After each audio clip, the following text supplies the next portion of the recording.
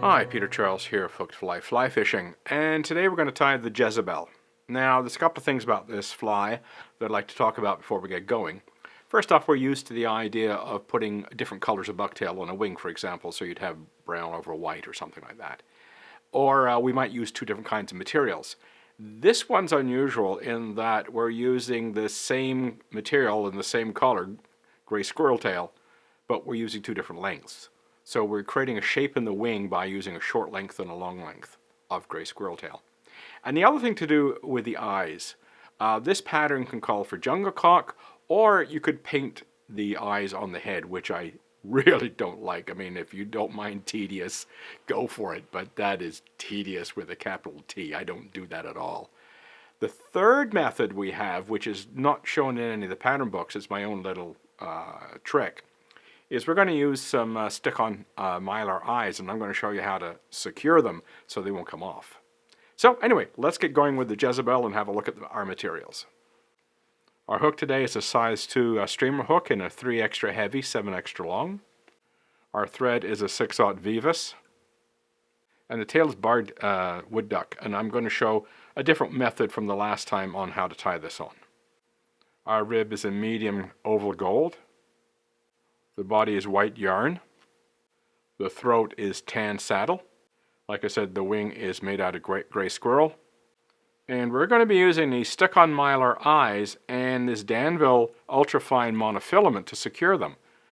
This is something I did for saltwater flies, and it helps to keep the eyes on the head of the fly without a lot of bulk and a lot of fuss. And it's fast. You know, just a few turns, the eye's secure, cover it with glue, you're off to the races. So let's get going and tying. Since we're covering this with a lot of white yarn, we don't have to get fancy with the body.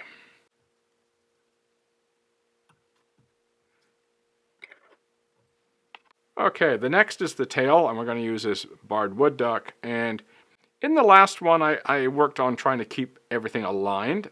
I'm not going to do that on this particular fly. I'm just going to yank it off and get everything kind of splayed around a little bit, like that. And the idea behind this splaying is you get better movement in the water when things are just kind of scattered about. So that's how I'm going to tie this in. Instead of tying it in neatly, I'm going to deliberately splay it.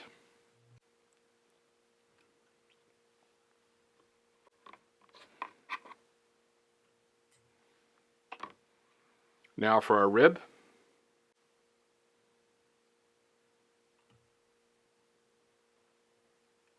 And now the yarn.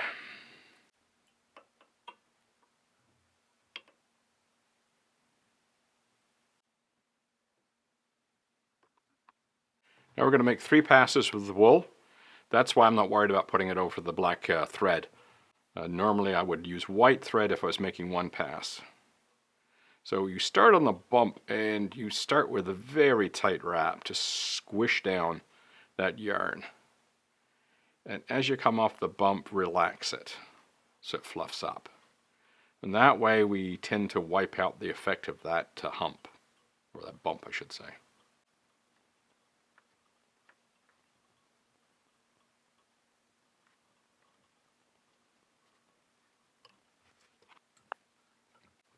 Now for the rib. So just align that tail. We're going to counterwind it, put a turn at the back. Be careful not to move the tail, and come forward.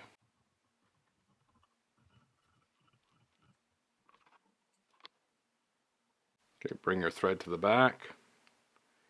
Now, with the squirrel tail, I'm going to need a long clump and a relatively sparse short clump. So for the short clump, I'm going to choose the hair from the base of the tail, where they're shorter, and the white is less noticeable. So we're dealing with less of that white tip. And because you're likely to get a lot of underfur, it doesn't hurt to grab your toothbrush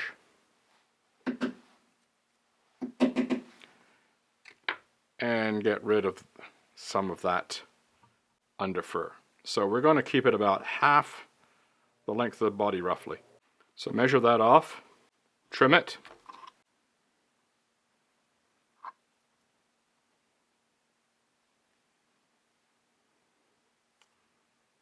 Got that in place. Now for the long hairs. In this one you want a little bit more of a clump. I'm not stacking these, I want these to be relatively ragged.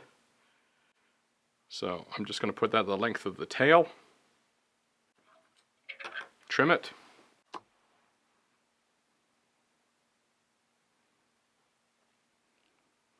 couple of tight wraps to hold it. Make sure everything's in alignment. Soft wraps at the back. Okay, so what this has the effect of is creating, when this goes through the water, it'll create a bit of a hump where I put that small clump underneath. So it thickens the wing in the sort of the front half of the wing gets thickened by that short bit, and then it thins out towards the tip. This is especially true for hairs like squirrel that really don't have natural tapering. Bucktail does. Bucktail tapers from a thick base with thin tip. Squirrel not so much. So this gives a bit of a tapering effect by putting that short chunk underneath the wing. So next the throat. And this is supposed to be considered long and soft, is what they call for.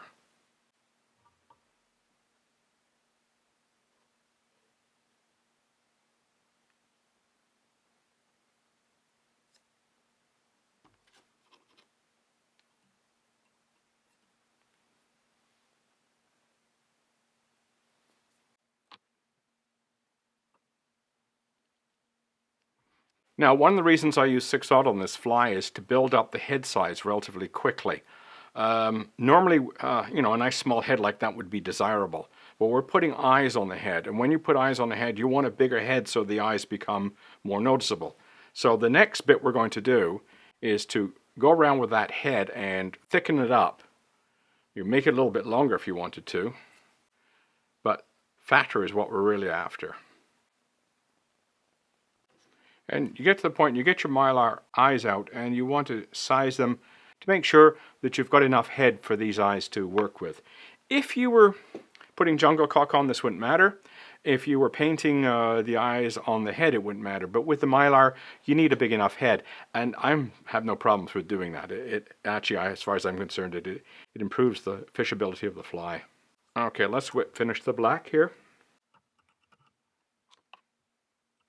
Okay, take our bodkin, come in here with the mylar, and use the point of the bodkin to pick off an eye.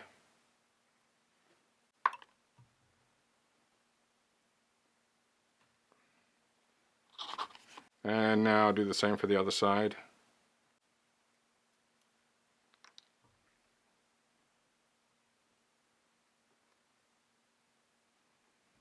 So make sure they're about right.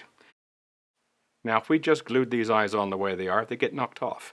So this is where this Danville Ultrafine comes in. Be gentle with it, it breaks real easy.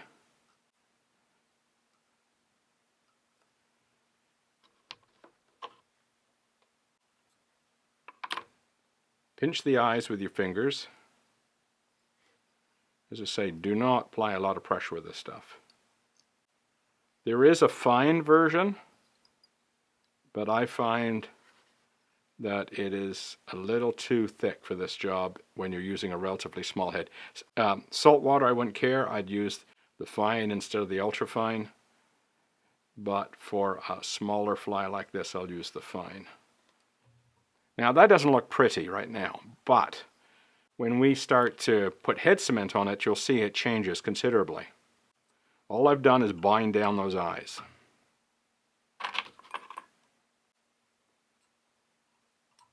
Now when we put the head cement on, what we're going to see is that Tamono seems to disappear.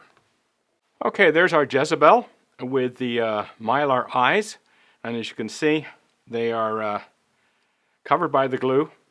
You don't see that Tamono very much. It kind of disappears once you put some head cement on it, and it's very durable. They won't come off, ever. I mean, the fly will self-destruct before these eyes come off.